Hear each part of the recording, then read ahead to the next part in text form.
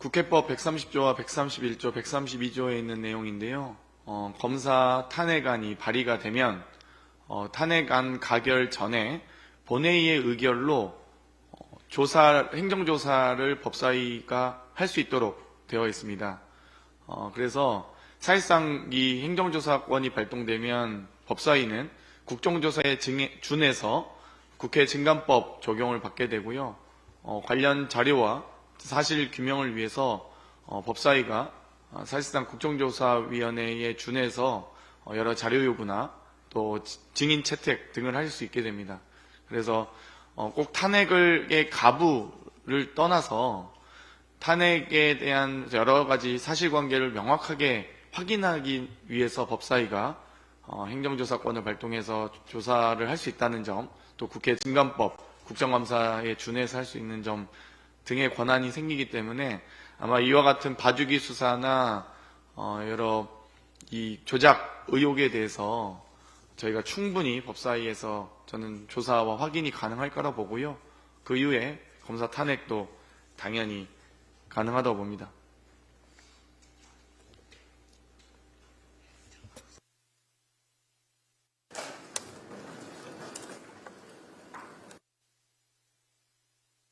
네, 또 혹시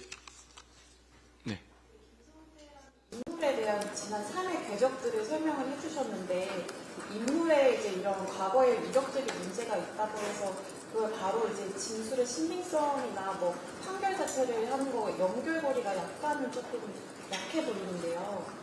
이 재판부가 지금 판결의 주요 근거가 유일한 근거가 제가 보기에는 경험칙상이라는 표현과 쌍방울이 건신한 기업이다라는 겁니다. 근데 정확하게 말씀드리면 쌍방울에 있는 직원들이 지금 범죄를 한 건 아니잖아요. 김성태란 회장이 그동안에 살아왔던 방식대로 쌍방울이라는 나름의 기업을 인수합병하고 나서 또다시 이 주가 부양 작전을, 주가 조작의 작전을 사용한 거죠. 그래서 여러 가지 이미 국정원 내부문건에서도 나왔고 쌍방울 내부문건에서 나왔듯이 이 회장님의 방북이란 표현이 있지 경기도지사의 방북이란 표현도 없습니다.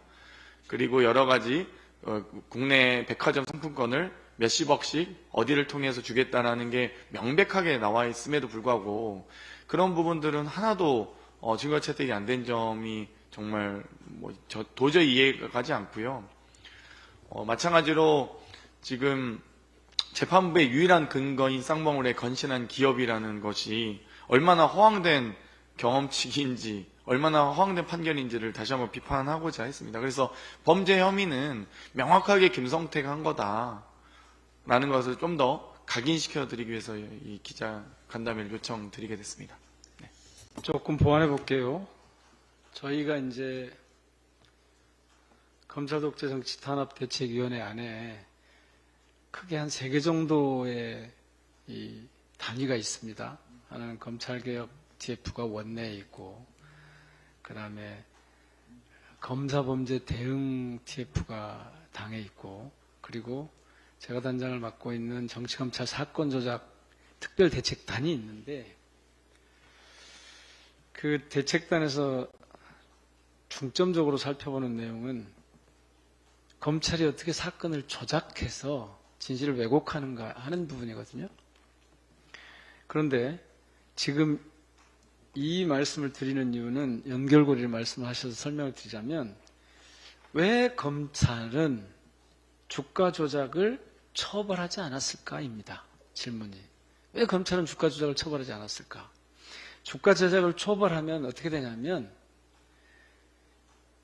쌍방울이 경기도를 위해서 방북비용 대납을 했다고 하는 사실을 주장할 수 없게 되기 때문에 그렇습니다. 그래서 어떻게든 이 주가 조작은 그냥 넘어간 거예요. 그런데 실제로는 주가 조작 전과가 있는 사람이에요. 근데 왜 검찰은 이걸 처벌하지 않는가? 그러니까 조작이라고 하는 것은 있는 것을 없다고 하는 것, 그리고 없는 것을 있다고 하는 것, 이렇게 나눠서 볼 수 있잖아요. 이 경우에는 있는 것을 없다고 하는 거거든요. 그러니까 자기들이 수사해보고 각종 문건이나 증언을 다 들어보면 이게 분명히 주가 조작이라고 하는 게 있는데, 그런데 그것을 주가 조작할 사람이 아니다라고 해버려야, 그래야 이게 방북 비용 대납이 되는 거예요. 그래서 있는 것을 없다고 해서 없는 것을 있는 사실로 만드는 과정인 거예요, 이게. 그래서 이 김성태의 살아온 궤적이나 그 다음에 주가 조작 전과가 있다는 사실이 굉장히 중요한 겁니다. 이 연결고리 때문에 저희가 말씀을 드리는 거예요. 그런데 이것뿐만 아니에요. 있는 사실이 없다고 한 게. 예를 들면 국가보안법이나 외국환관리법에 대해서도 적절하게 처벌하지 않는단 말이에요. 그러니까 저희들이 지금 주목하는 대목은 검찰은 왜 있는 사실을 없다고 하면서 없는 사실, 즉 방북 비용 대납이라고 하는 사실이 없는데 주가 조작용인데 방북 비용 대납인 것처럼, 경기도의 방북 비용 대납인 것처럼 둔갑시키느냐. 그래서 조작이라고 저희들이 얘기하는 거예요. 그래서 이 대목은 매우 중요한 연결고리가 있는 거예요. 예. 그러니까 사실 재차 말씀드리지만 사실 그냥 국정원 문건에 이렇게 나와 있잖아요. 북한 정찰총국의 이호남의 언급 내용을 그대로 싣고 있는데요. 대북 사업으로 쌍방울 계열사 주가를 띄워주는 대가로 수익금 일부를 받기로 했다. 쌍방울이 주가 조작 수익금을 일주일에 50억씩 전달하도록 할 테니 국내 백화점 상품권을 구입해 중국 선양으로 보내달라. 이렇게 이미 이 금액과 받기로 한 장소가 특정돼 있는데도 불구하고 왜 이걸 증거 채택을 안 하는지 너무 명명백백하게 나와 있는 내용이라서 정말 참 그러니까 재판부도 좀 저는 이해가 가지 않고, 검찰도 주가 조작이라고 이미 워딩이 정확하게 나와 있는데도 불구하고 여기에 그 쌍방울 내부 문건에도 회장님 방북이라고 돼 있지 경기도지사 방북도 없는데 왜 안 되는지 도저히 이해가 할 수 없고요. 저는 이런 것들은 앞으로 법사위에서 이 조사권을 발동하거나 여러 나중에 헌재 가서 탄핵안이 가결돼서 헌재 갔을 경우에 이 해당 수사검사는 아마 엄격하게 전 처벌받아야 된다고 생각합니다. 참고로 오늘 저희 대책단에서 그 장문의 기자회견문을 성명을 냈어요. 뭐냐면 쌍방울 그룹이 북한에 송금한 돈은 주가 부양을 위한 대북 사업의 대가라고 안부수 1심 판결문에 나와 있는데, 이것을 이화영 판결문에서는 전혀 다르게 해석을 했단 말이에요.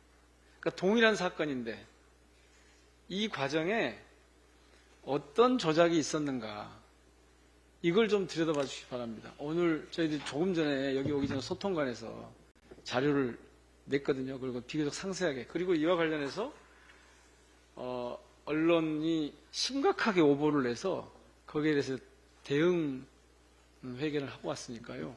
요거 자료를 좀 참고하시기 바랍니다.